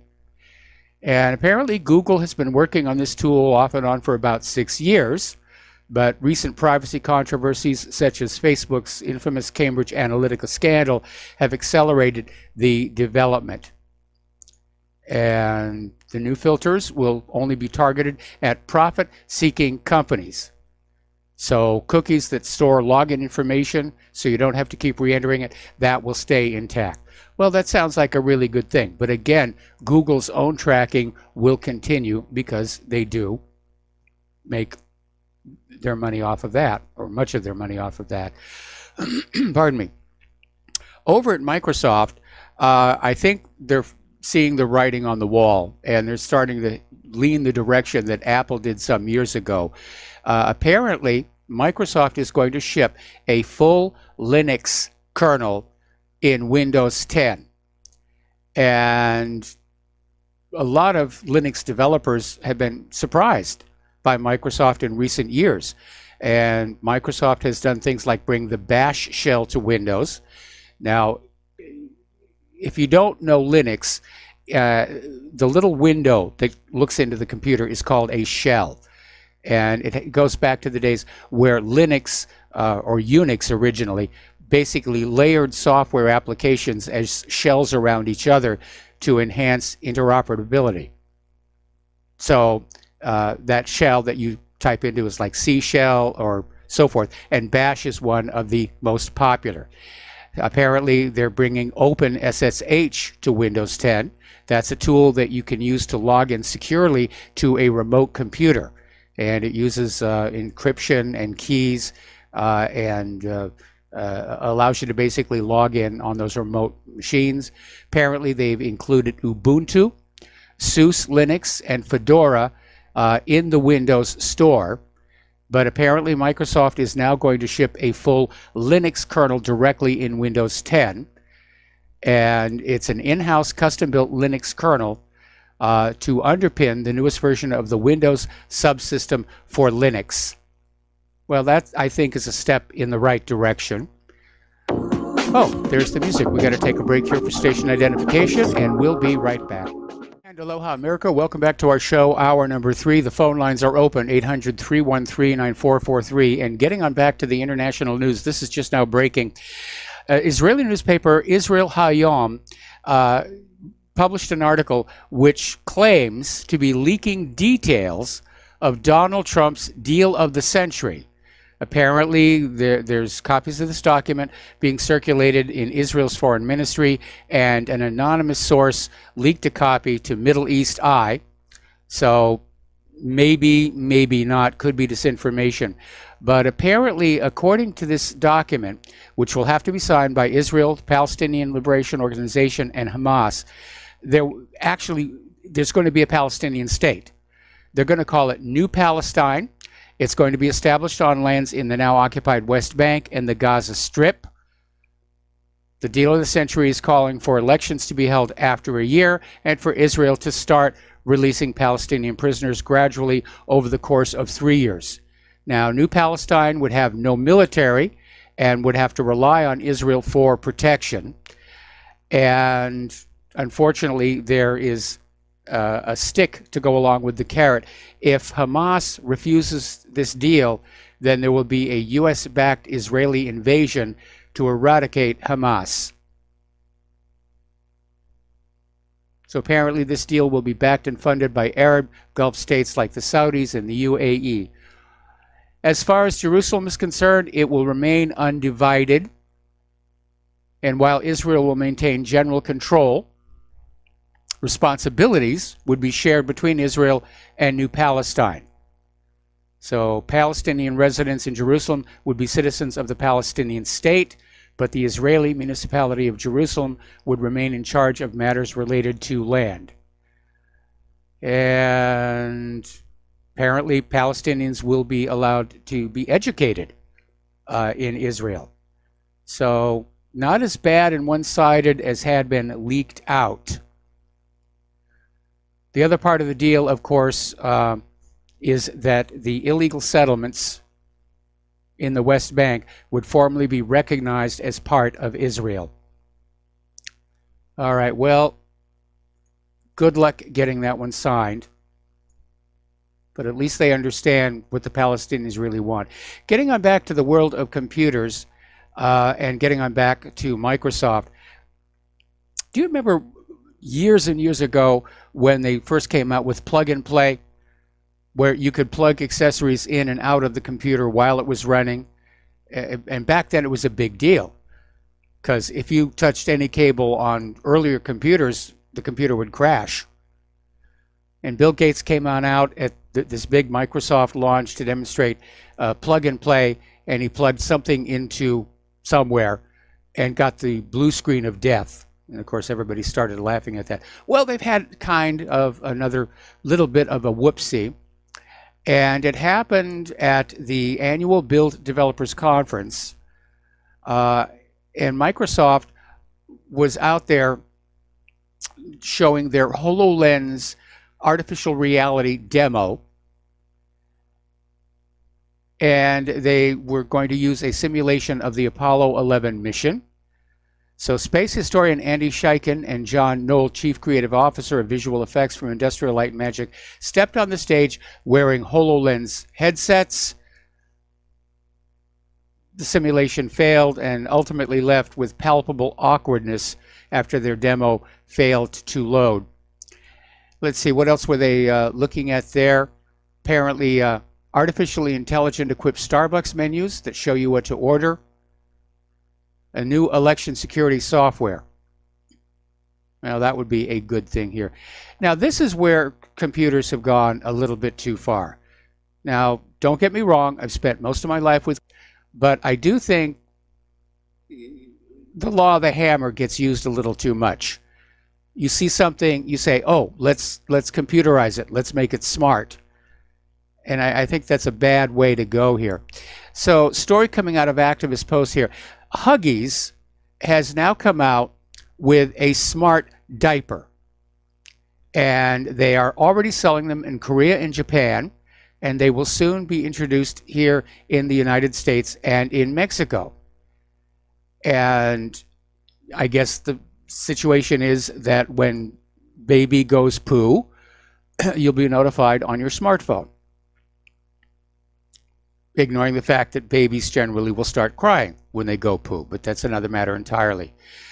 So apparently there's this new rush for smart personal care products, and of course they're going to be more expensive. And there is the issue of, adding more wireless radiation to the environment. Now, 250 scientists have signed a petition that warns against numerous devices that emit radio frequency radiation, which is used in Wi-Fi and Bluetooth. Okay, we're going to do a shout out now to our on-air affiliates who are just now rejoining our network. Getting on back to Facebook. Facebook troubles continues to grow. The social network is under fire for how it collects user data. And of course goes back to the big one, Cambridge Analytica. And apparently they've had a few of these come on up as well.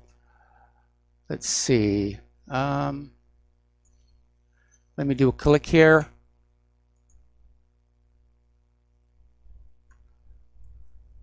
So you got Cambridge Analytica, and basically Zuckerberg and Facebook COO Sheryl Sandberg remained silent before commenting on the scandal, and then admitting the scope of the problem was larger than it was once thought. Basically amounted to a personal data breach. And I'm one of those people, I don't like the fact that there are computers all over this planet who are holding details of my personal life. Like, I bought a jelly donut the other day.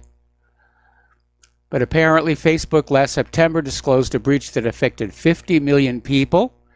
2 weeks later, Facebook said the data of another 29 million people had been stolen. And for 14 million of those, the hackers also nabbed the birth date, hometown, and workplace, along with the most recent searches or places people had checked in to their social network. Now, here is a question. Okay, what do these hackers do with this data? I mean, it's vast, vast amounts of data. And yes, it can be used for marketing, telemarketing. But I'm wondering how much of this is wrapped up with our government's obsession to keep files on all of us. Remember a few years ago, Total Information Awareness, where they came on out and said, absolutely, that, yeah, we're going to maintain computer files on everybody. December 14th, Facebook exposed another, or rather disclosed another data breach. A bug on the social network exposed 6.8 million people's photos to outside developers. And the developers could see the photos if users uploaded them to the social network, even if they didn't actually post them. On December 18th, the Times reported on how much user data Facebook provided to some of its partners. Netflix, Spotify, and the Royal Bank of Canada could read users' private messages. Well, I guess at this point, there's no more privacy over at Facebook. Yahoo could read the real-time feeds of friends' posts. Apple could access the calendar entries, contact numbers of people who disabled all sharing in their accounts. Even the Times had access to a user's friends list as part of an article sharing app it shut down in 2011. Now, Facebook may have violated a 2011 agreement it had with the Federal Trade Commission to protect user data. And it basically amounted to a consent decree which barred Facebook from sharing your personal data with third parties without your explicit permission. Facebook, though, argues its data partnerships are exempt from the consent decree. But former FTC officials said they disagree with that. So, yeah, it's... Sometimes I wonder if maybe computers are less a blessing and more of a curse on our lives. I remember when computers first were coming on out, the electronic brains. I remember when personal computers first came out, oh, it's going to make your life easier. It's going to make your life convenient. You're going to be able to do all of this stuff. And it almost seems like we're in a world right now where the computers are using us. Now, Facebook, trying to make more sales, is hiring so-called influencers. These are people who have become stars on Instagram, and soon they're going to be able to sell products directly to users using the company's apps. And Facebook said this week the future of shopping would depend on content creators. So this is probably going to be upsetting to a lot of celebrities, the old kind of celebrities here. Over in Monsanto land, they're still going back and forth over that verdict in California that awarded a huge payout to a groundskeeper who contracted cancer from exposure to glyphosate. And the court said, yes, we're convinced glyphosate was the cause. They did this huge award. The court then revised it downward.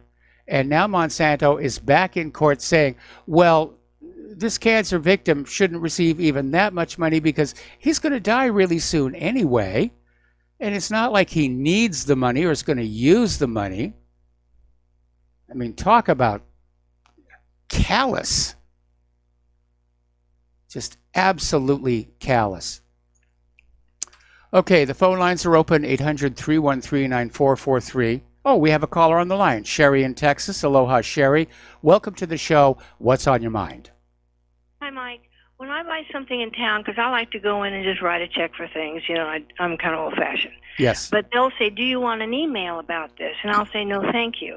Or they'll say, do you want to be part of our, what is it when they take your information and you can, I don't know, you go on some kind of system. Oh, I can't think of it right now because I haven't had time to think. But I always say no, because advertising, that's where they get permission for us to accept advertising from a company so that we can be tracked, I think. I mean, I'm not the first to think this, but whenever there's all kinds of, I know they said, you want to be in our system. What is that thing when they say you want to be in our system? Well, there are different names for it over at Safeway. You know, it's basically all about customer support, discount cards. Some cards don't have discounts on them, but it is about tracking all of your purchases and what you're buying, That's right. Yeah, and rebuilding customer loyalty. Well, what I'm saying is that's where they get our permission to go in and snoop. It's snooped. It's snooped technology. It snoops. Yes. You know, yes. That's right. That's where they get it from, all these things. It could very well be. I don't know the arrangements between these different companies because it's not one company that's doing this. I mean, there are literally hundreds of companies out there that are trying to data mine your data and turn it into something they can sell to marketing companies. Everything I buy, they said, you want us to let you know when we have a sale again? I always say no. Yeah. You know, I wouldn't mind having it, but I don't want them tracking me. I feel like they're just following behind me. You know, well, she's going here today, she's going to be there tomorrow, and we'll pick up on what she buys, and then we'll see. You know, Snowden said something about this a long time ago. They can get very creative with our personal information. And I'm afraid we're at that point now where we have to think about this. So it's just that's my opinion. Well, you know, I'm a private person, Claire's a private person, but then we're old people. And I don't like total strangers having that much information about my life, even if it's for a benign purpose. But as we've seen very often, the purposes are not benign.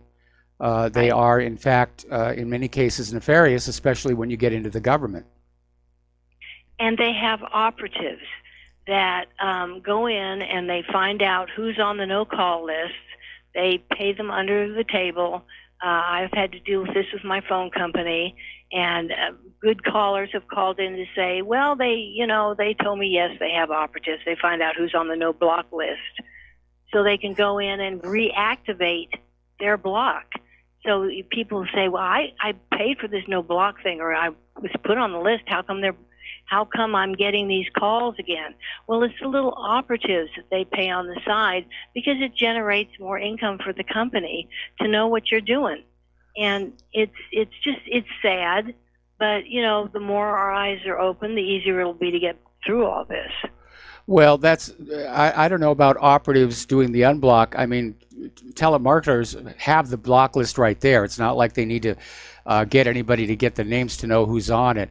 But it is being evaded, and one of the ways it's being evaded is for these telemarketers to operate their call centers outside the United States of America, where there's no enforcement. We have a company right here in Honolulu. It's become notorious. They're running a call center out of Guam that calls people in the United States of America with all kinds of stuff. Yeah, well, you know, I'm just happy for all the callers that call in and say, this is what happened to me. We had a lot of that in the show today, and I'm just, you know, riveted.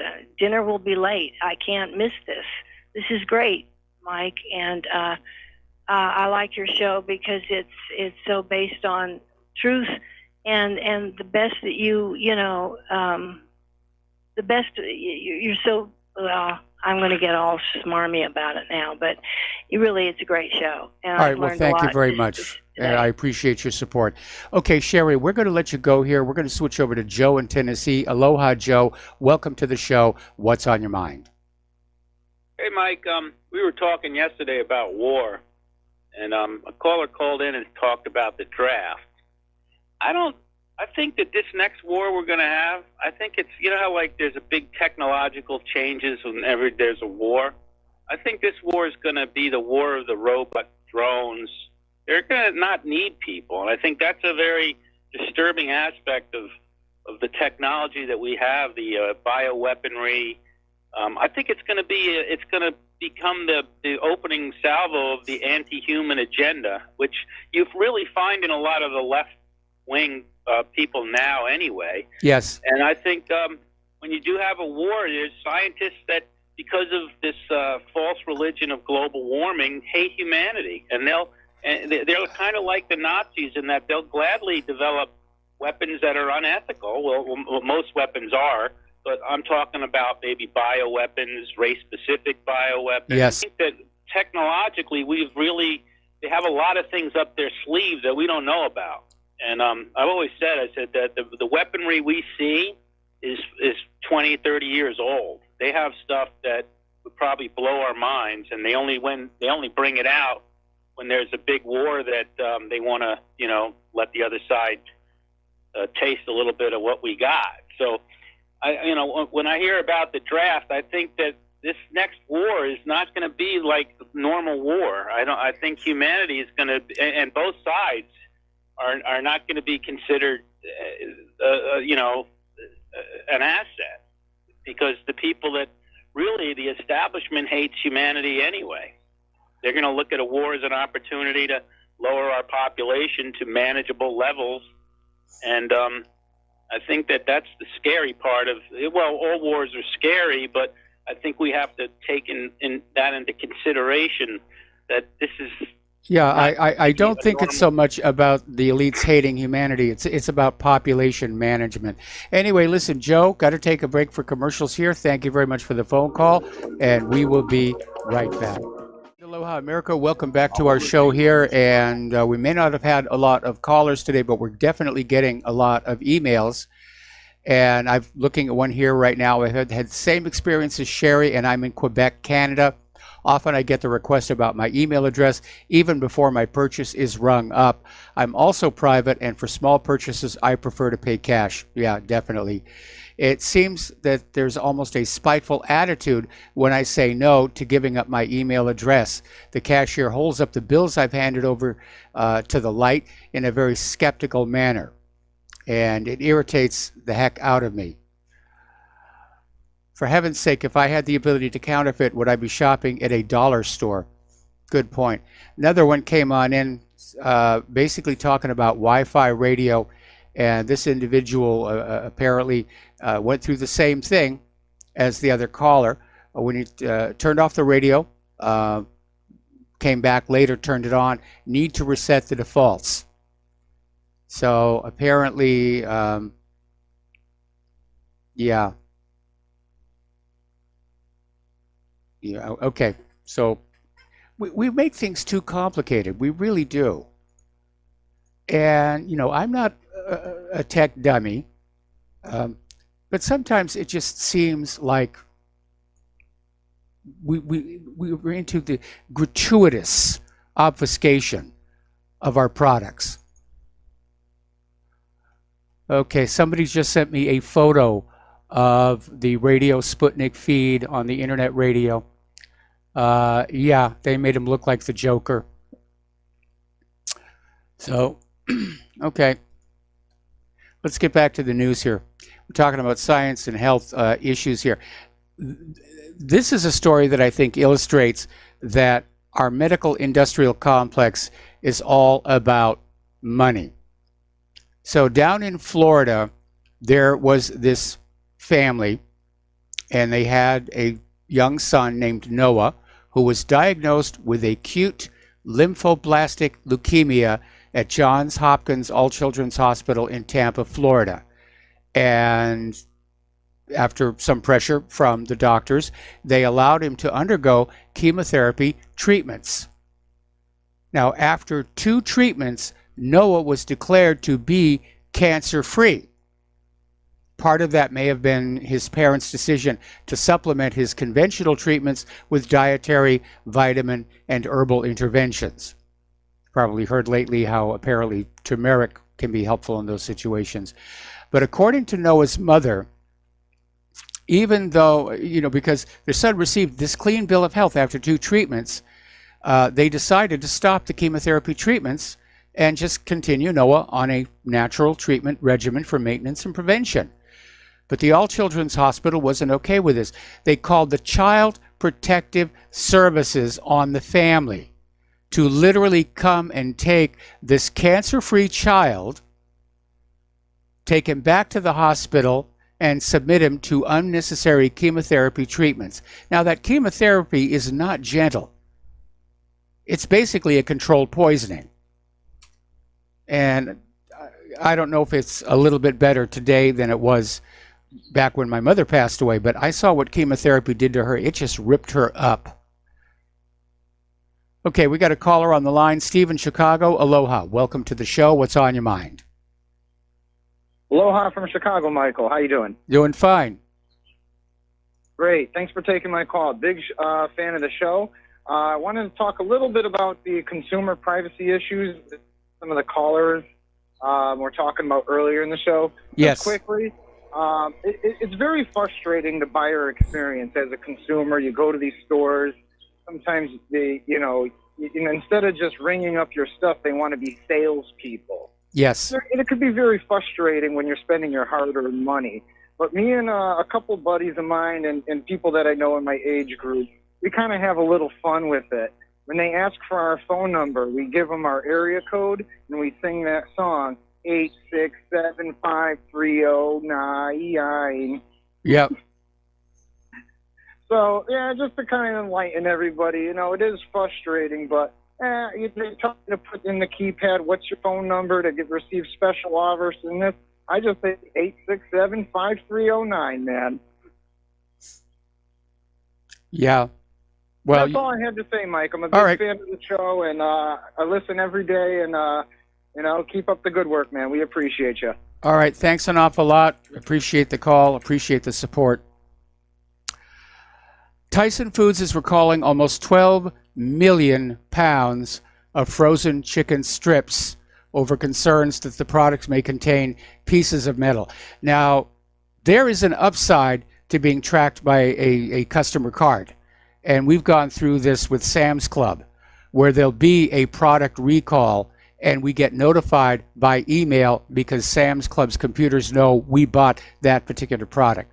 So there's a positive way of looking at all this data collection. All right, we're coming up here on another commercial break, and we'll be right back. Join us on the air. And aloha, America. Welcome back to our show here. Quick little update on that school shooting in Colorado. 7 students were injured. 4 are listed as in fair condition. 1 is in serious condition. So we all hope that they're going to pull through, and that will be the end of the situation. All right, let's take a phone call from Chris in Florida. Aloha, Chris. Welcome to the show. What's on your mind? Well, first, Michael, you mentioned chemotherapy while my call was being screened, and I didn't know what that was in the context of. That's one of the things I wanted to cover. Okay, I'm having trouble hearing you. There's a helicopter right outside our house here. So we were talking about chemotherapy. Let me try. That should be better. Okay, you still there? I am. Okay, that sounds a lot better. So we were talking about chemotherapy, and it is very damaging to the body, but it's the orthodox cancer treatment, and it makes a lot of money. Right. Well, there's a story that I couldn't find on your website. Just from a quick search just now. I wish I had more time to get more involved, but that's what I'm trying to call on folks to learn about and contact the All Children's Hospital here in St. Petersburg, Florida, and learn more about the situation here in my area. I live in Clearwater, just a few miles away, St. Petersburg, where All Children's Hospital is. Yes. And no, it's in Tampa. Oh, well, yeah, there's that. There's that one, but there's also maybe I'm a little bit. Like I said, I'm a little bit behind the curve on learning. There's so much I'm trying to learn here on this case with Noah, little 3-year-old, I believe, who has just been taken away from his parents because they do not want to give him chemotherapy now that he's cancer-free. And the media is very much maligning them. You can learn more about this at FloridaFreedomAlliance.org. That's FloridaFreedomAlliance.org, and just click on Noah's story at the top. And go to their Facebook page, and there's a lot more information. Court proceedings are ongoing. Today there's another court hearing. And essentially, like I said, he's been taken away from his parents.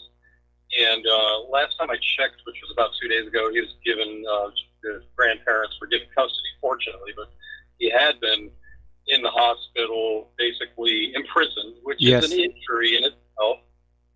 He's very much depressed, of course, according to the mother, no doubt. No doubt that's true. You can also learn more about it at Florida Health Action Network, FloridaHealthActionNetwork.com, and their Facebook page. And also, Health Freedom Florida is another good resource on that issue, but more so the three resources I mentioned. The second topic, the main topic I was calling about, was to call Florida Governor DeSantis here to ask him to veto the vaccine registry bill, HB 213. And you can check out the analyses at those websites, FloridaFreedomAlliance.org, FloridaHealthActionNetwork.com, and HealthFreedomFlorida.org. And you can read a lot more about the implications, but essentially it contravenes HIPAA, the privacy, the Health Insurance Portability and Accountability Act of 1996. It contravenes Article 1, Section 23 of the Florida Constitution, having to do with privacy. Basically, you need to opt out of it in order to not be registered. When a patient opts out, all the information is to be removed from the registry. However, there is nothing preventing the information from being stored elsewhere outside of the registry. The amendments direct healthcare practitioners to provide notice and opt-out forms, although there is nothing holding them accountable if they do not. Healthcare practitioners are required to use FL shots, that's the database, FL shots. This will produce a chilling effect for doctors who issue medical exemptions under very limited conditions for fear that they will be targeted, and also opens the door to legislation similar to California, which strips doctors of their discretion, confidence, and trust. Yeah. Or, their discretion in issuing medical exemptions that are being jeopardized in California with their Senate Bill 276 right now, which is another big issue. The language in this HB 213 that we need to ask, call, contact, email Governor DeSantis to veto pertains to the uploading of information from existing systems needs to be vetted. Does an existing automated system apply potentially to payers, Medicaid, Medicare programs, Yes. insurance companies, and other databases with vaccination information? Would other parts of the patient's medical record be accessible and potentially stored? Will the information be sold? If so, what is being done to prevent this information from being stored by the health department? And of course, there's the issue of hacks and leaks, but those are just some of the main points, although there are many others that you can check out at this website.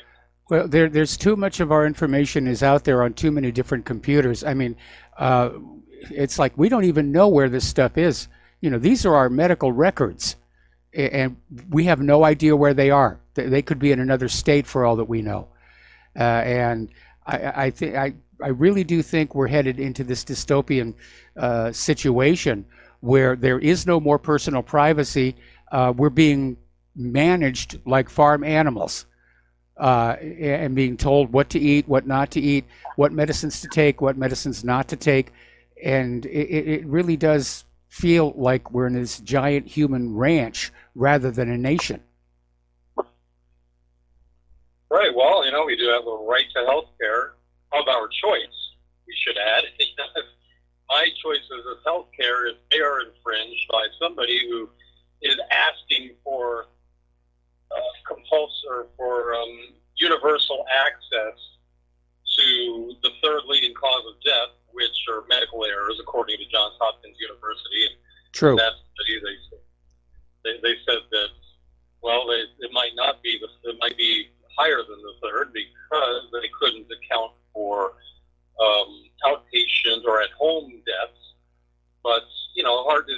cancer, the first two, and the first two leading causes of death here in this country. And if those were better treated and prevented, well, these medical errors, if we consider the fact that they could have been better prevented and better treated, in most cases that is the case, then we could consider that medical mistakes are the first leading cause of death, possibly. I wouldn't be surprised. But, you know, if somebody wants universal access to the third leading cause of death, they want me to help them to commit suicide. And at the same time, that impinges on my ability to afford even one supplement, one capsule of my supplement, I'm not going to do it.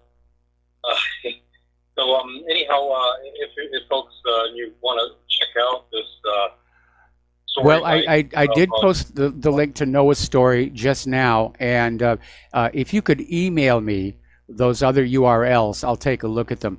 But I'm glad to see so many people are starting to push back on this idea that the government gets to decide what medications you're forced to take. And the number of medications, of course, is always growing. The cost is going up. It's just another money-making scam. We don't know that these vaccines work or if they're even safe. In fact, I'm looking at this story right now that was posted by one of our members, where apparently there was this flight attendant, 43-year-old. She's been in a coma for days due to encephalitis, which is a rare complication of both measles and measles, mumps, rubella vaccine. And she'd been vaccinated. Yeah, they're the ones that are studying when it comes down to checking the strain of whenever there's an outbreak, it's always the vaccine strain. And, you know, another interesting thing I'm seeing on the news on different broadcasts is that they're saying vaccines, and especially when they're covering the MMR vaccine being mandated in New York recently, in these emergency declarations to mandate the MMR vaccine, which is overkill when there's just a measles outbreak. The MMR is, of course, measles, mumps, rubella. Well, you know, a common theme I'm seeing is that they're saying it's perfectly safe, quote unquote, perfectly safe. Yes. And saying it's, you know, side effects, adverse reactions are relatively uncommon. You know, but I'm just, you know, I'm astounded that they won't accept feedback. Like there's a local station here, I'm not going to mention, give them time of day, but, you know, on their, get on their Facebook feeds when they come on live and confront them. When I was on there and the newscaster said that it's perfectly safe, I gave the insert from Merck's own website, the yes. MMR vaccine, and she was saying, "Oh, well, that's fake news, and that'll be deleted soon." And she wouldn't even mention the name, the word insert. She said, "Oh, well, that's what did I say? Fake you know, news." I can't remember what I put in the chat room, but pardon me. Yeah, and well, you need to understand these TV stations are all making a fortune in advertising revenues from the pharmaceutical corporations, and they're absolutely not going to speak out about, you know, problems with the products. That's just the economics of it. Back when we had diversity in media, you probably could have found some small independent station who would do that. But they're all, you know, parts of these large conglomerates. They're all dependent on these ad budgets from big pharmaceutical. And that's why you never see any corporate media coverage of the harm that's being done by the measles vaccine. The measles vaccine is killing far more people than the measles has. Anyway, listen. Listen, Chris, thank you for the call. I got to let you go here, and we're going to switch over to Layla in Canada. Layla, aloha. Welcome back to the show. What's on your mind? Mike, I don't know if I heard the gentleman correctly who was in the call just before me. First of all, with the greatest respect to those who are sick and seeking therapy for their illness, I don't mean to imply that they don't have a right to do that. But I thought I heard him say that people have a right to health care. I'd like to know where that is engraved in stone, where it was. There is no right. Even I personally have even questioned the concept of human rights. You know, take, for example, the idea that human rights are inalienable. If they were inalienable, then it would be because they were within our DNA and therefore they could not be separated from us. However, since most of the world does not have so-called human rights, clearly they are alienable and they are optional depending upon who controls the levers of power wherever an individual exists. Well, Now, we're certainly back to my seeing that original today here in the United States between the attacks on the Second Amendment and all these social media corporations just taking it on themselves to filter out content that doesn't line up with their personal political viewpoints, which tend to be heavily liberal. And I have to say, I resent that with the deepest disappointment, because so many of the wonderful, informational, credible websites and YouTube videos that used to be online have all been removed. Yes. And those, I mean, there are so many that were produced by credible people who had done some legitimate research and created credible documentaries that I used to enjoy. Now I can't even find them. But back to the concept of rights and power. The first person that I know of within human history who decided to give some rights to the weaker people that were white slaves that had been captured, it was written in the Code of Hammurabi of Babylon. But ever since then, rights have always been optional depending upon who is in control. Now, today, somehow the United Nations or those who profess to be or present themselves as liberals or humanitarians or progressives or compassionate, those are telling us now that we have all kinds of rights, such as the right to take money from the wealthy, and the wealthy are now people who can afford to pay taxes, who are taxed unduly, and thus those taxpayers, pay for the health care that others think they have a right to access, even if they've never lived in the country before they illegally migrated into the country, and then deprive the legitimate users of the healthcare system from the services that their taxes paid for and built, including all of the other welfare benefits that previous generations invested in. It's like when you invest in a stock, you have the right as the investor to reap the dividend benefits. Now, the governments who are trying to buy votes with our dividends are letting in migrants that they know are going to vote for them, because they become the ones who give the health care, who tell them they have a right to health care. They have a right to equal outcomes, not equal opportunity as it used to be. Everybody had the right to work equally and to struggle towards increasing their social status. Now you're automatically elevated to the top of the totem pole, if I may use what is now an unacceptable, perhaps, caricature of the Aboriginal peoples. There was always a hierarchy all throughout human history. And there seems to be something that's built into humanity that probably is necessary, because if we didn't cooperate and follow a leader, we would never have been able to survive to this long and have such a burgeoning population. So we see people that we think are idiotic and believe in unrealistic images. Atheists would say that it's a fairy tale to believe in God and Jesus.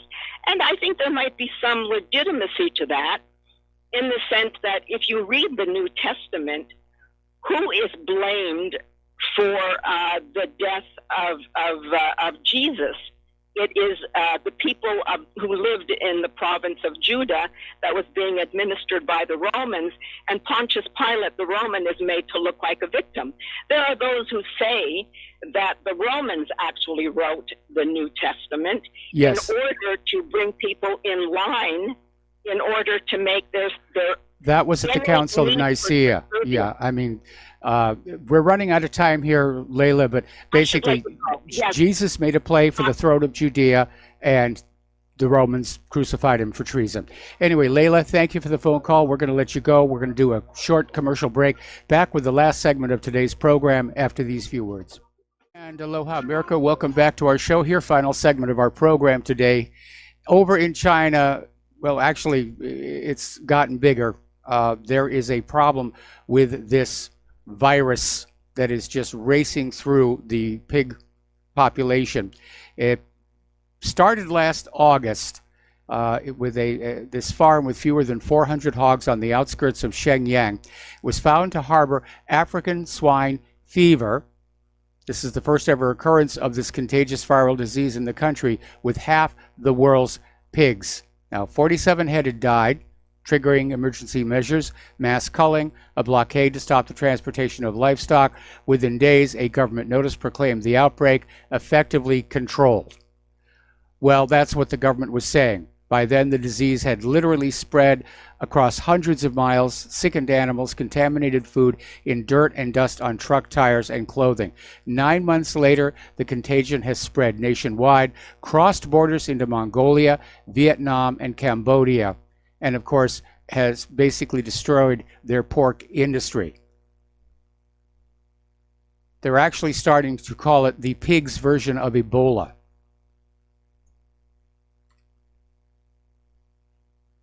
Now, when you go down to the beach, we have a lot of beaches around here.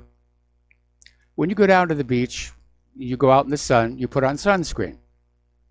Probably be better to put on some articles of clothing, but sunscreen is what gets pushed. Sunscreen is what gets advertised here.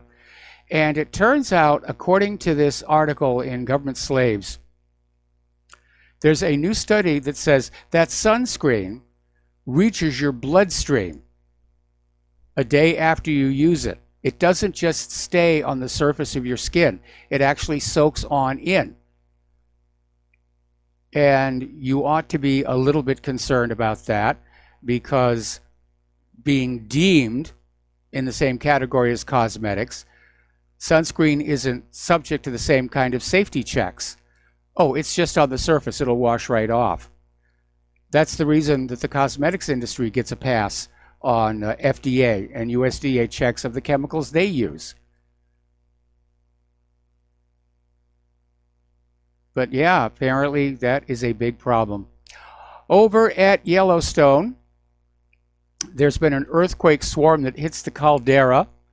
Experts are saying no, there's no big eruption coming, but it's upsetting a few people. And finally, there has been an effort to clean up the top of Mount Everest. And so far, the volunteers have brought down 3 tons of rubbish from Mount Everest. And it's climbing gear, abandoned oxygen tanks, and even corpses. And I kind of hope that one of those corpses is going to be Andrew Sandy Irvine, who was the guy with Robert Mallory that may have actually reached the top of Everest first and then died on the way back down. And by the way, that is an aspect of mountain climbing. When you're on your way back down, gravity is dragging you along and you're tired from the trip up. That's actually when most mountain climbing accidents happen. So there's the music. Time for me to get on out of here and get something useful done with the rest of the day. Please stay tuned for John Stadmiller. I'm sure he's got lots of interesting things to share with you. Take what you learn here, share it with everybody that you know. When you see something in the media that's blatantly false, make a noise about it. Make a stink. Please donate to Republic Broadcasting. Please donate to whatreallyhappened.com. And we'll be back tomorrow. Aloha, America.